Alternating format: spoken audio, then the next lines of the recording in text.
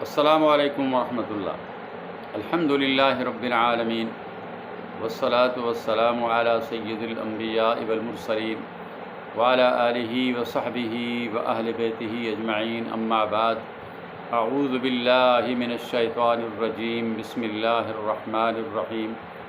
ما کان للہ ان یتخذ من ولد سبحانہ اذا قضى امرا فانما يقول له كن فيكون وان الله ربي وربكم فاعبدوه هذا صراط مستقیم۔ صدق اللہ۔ معزز سامعین، سورۃ مریم کی دو آیات بینات 35 اور 36 آپ کے سامنے تلاوت کی ہے۔ نجاشی بادشاہ حبشہ کے دربار کے اندر جب جعفر بن ابی طالب رضی اللہ تعالی عنہ نے سورۃ مریم کی یہ آیات بینات تقریباً 2 رکوع جو ہیں یہ جب تلاوت فرمائے، جن کے آخر میں یہ 2 آیات آ رہی ہیں، اس کا مطلب ہے کہ عیسیٰ بن مریم جو تھے وہ یہی تھے، سچی بات یہی ہے جس کے اندر تم شک کر رہے ہو۔ اور پھر آگے فرمایا اللہ تعالیٰ کے لیے اللہ کی شان کی لائق ہی نہیں کہ وہ اپنی اولاد رکھے، بیٹا رکھے، وہ تو پاک ہے بیوی سے، اولاد سے، ہر قسم کی کمزوری سے۔ بس وہ جو کچھ کرنا چاہتا ہے، وَإِذَا قَضَىٰ أَمْرًا، جب کسی معاملے کا فیصلہ کرنے لگتا ہے، فَإِنَّمَا يَقُولُ لَهُ كُن فَيَكُونُ، تو بس وہ اس سے کہتا ہے اس کے متعلق کن ہو جا فیکون، پس وہ ہو جاتا ہے۔ وَإِنَّ اللَّهَ رَبِّي وَرَبُّكُمْ، اور اے درباریوں میں یہی کہوں گا، بے شک اللہ میرا اور تمہارا رب ہے، فَاعْبُدُوهُ، پس اسی کی عبادت کرو، هَذَا صِرَاطٌ مستقیم، یہی سیدھی راہ ہے۔ میرے بھائیوں، سیدنا جعفر بن ابی طالب رضی اللہ تعالیٰ عنہ نے سورۃ مریم کی ابتدائی جو آیات تلاوت کی، ان کا خلاصہ میں آپ کے سامنے رکھتا ہوں۔ پہلے تو حضرت زکریا علیہ السلام کا ذکر ہوا۔ زکریا علیہ السلام اور ان کی بیوی بانجھ تھیں۔ زکریا علیہ السلام بوڑھے تھے، بال بالکل سفید ہو گئے تھے، ہڈیاں گودا ختم ہو گیا تھا، کمر جھک گئی تھی،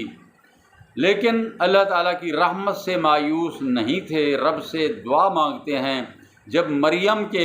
پاس پھل آنے دیکھتے ہیں، بے موسم کے پھل دیکھتے ہیں، تو پھر اللہ تعالیٰ سے دعا کرتے ہیں، اے اللہ تو اگر اس مریم کو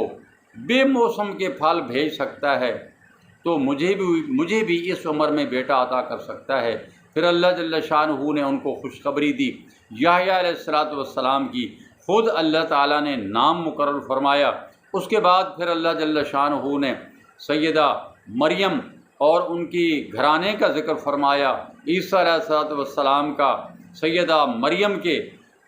پیٹ کے اندر بچہ بننے کا ذکر فرمایا، کس طرح اللہ جل شانہ نے اپنی قدرت کاملہ سے کہ کسی بشر نے ان کو ہاتھ نہیں لگایا۔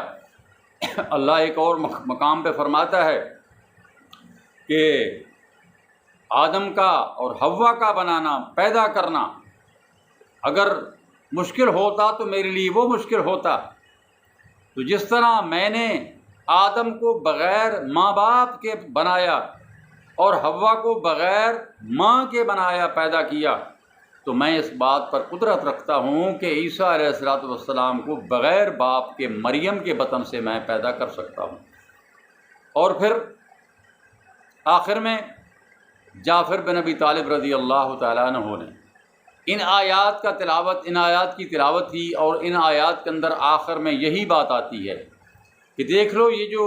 نبوی گھرانہ تھا، زکریا علیہ السلام، یحییٰ علیہ السلام، عیسیٰ علیہ السلام، یہ سارا ایک ہی گھرانہ ہے۔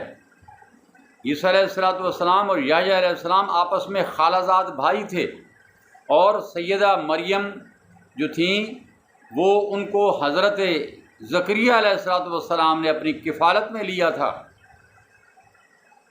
اور وہ اللہ کے گھر کے اندر، کیونکہ ان کی والدہ نے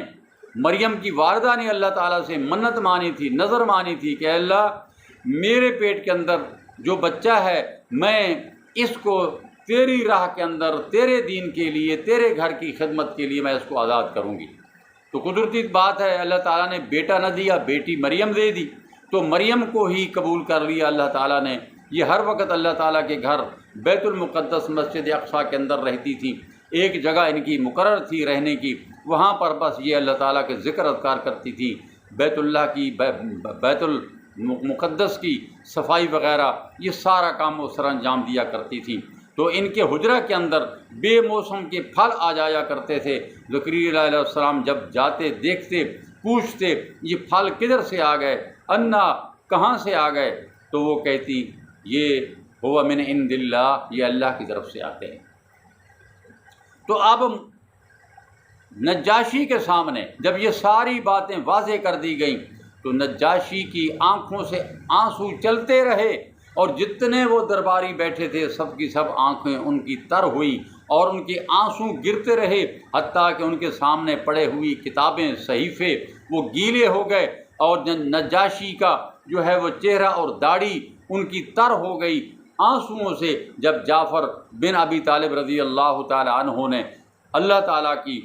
کلام، ان کے سامنے اللہ کا کلام پڑھا، اس کی تلاوت کی، تو ان پر ایک رکت سی طاری ہو گئی، اور آخر میں نجاشی نے کہا